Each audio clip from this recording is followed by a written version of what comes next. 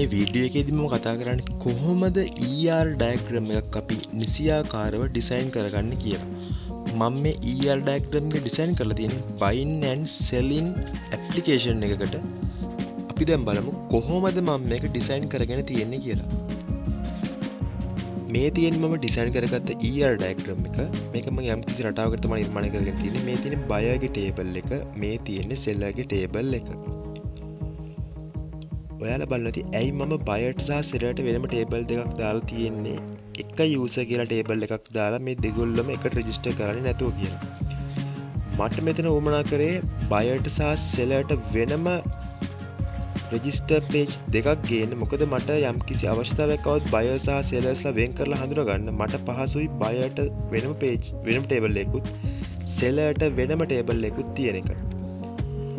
උදාහරණයක් විදිහට කිව්වොත් මට පුළුවන් මෙන්න මේ සිස්ටම් එකේදී වෙනම බයර් කෙනෙක් සහ වෙනම සෙලර් කෙනෙක් කියන්නේ කවුද කියලා හඳුනා ගන්න.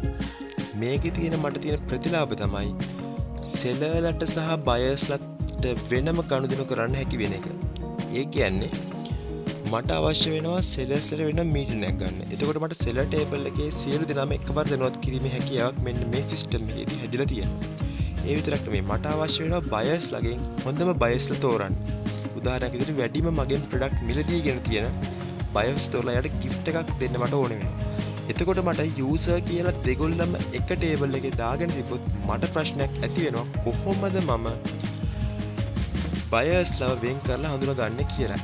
එතකොට මෙන්න මේ සිස්ටම් එකට අනුව මට බයර්ස්ලා වෙනම ටේබල් එකේ ඉන්න හින්දා එයාලගෙන් හොඳම බයර්ස් තෝරගන්න කිසිම ප්‍රශ්නයක් වෙන්නේ නැහැ.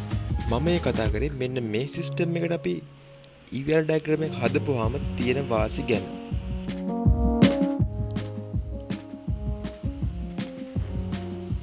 ඊට පස්සේ ගත්තාම මම රේට් එකක් දීලා තියෙනවා බයර්ලට සහ සෙලර්ස්ලට. ඒ වගේම country කියලා වෙනම ටේබල් එකක් හදලා තියෙනවා. ඒ ටේබල් එකෙන් මම සෙලර්ස්ලට සහ බයර්ස්ලට one to many relationship එකක් ගාලා ඒ ටේබල් සම්බන්ධ කරලා තියෙනවා. ඒ වගේම ඇඩ්‍රස් එකට මම district සහ province කියලා වෙනම ටේබල් දෙකක් හදලා one to many relationship එකකින් ඇඩ්‍රස් ටේබල් එකට district සහ province ටේබල් දෙක සෙට් කරලා තියෙනවා. ඒ වගේම seller store එක sellerට තමාගේ list product එක list කරගන්න තමයි මම මේ seller ටේබල් එක හදලා තියෙන්නේ. ඊට පස්සේ තියෙනවා කැටගරි කියලා ටේබල්. මේ සෙලර් ස්ටෝර් එක මම one to many relationship එකකින් කැටගරි කියලා ටේබල් එකට සෙට් කරලා තියෙනවා.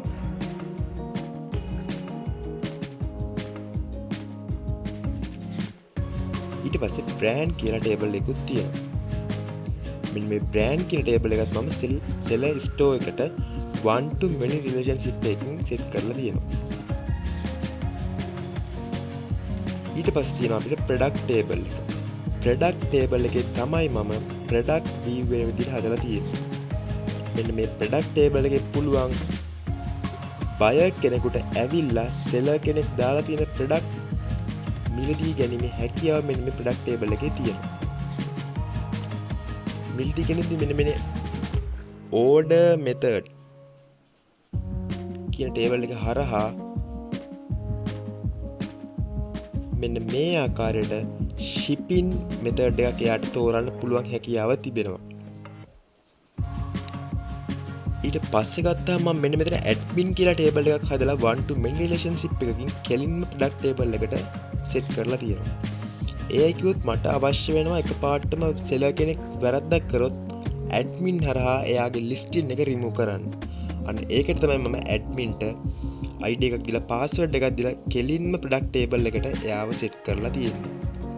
ඒ වගේම buyer කෙනෙක් product එකක් buy කරනකොට එයාට invoice එකක් generate වෙන විදිහටත් මම මෙන්න මේ table එකක් හදාගෙන තියෙනවා. ඒ invoice table එකේ seller ගේ සහ buyer ගේ සියලුම දත්ත ඇතුළත් වෙනවා වගේම invoice එක generate වෙන දිනයත් ඒ invoice එකේම ඇතුළත් වෙනවා. මෙන්න මේ විදිහට තමයි මම ER diagram එක design කරගෙන තියෙන්නේ.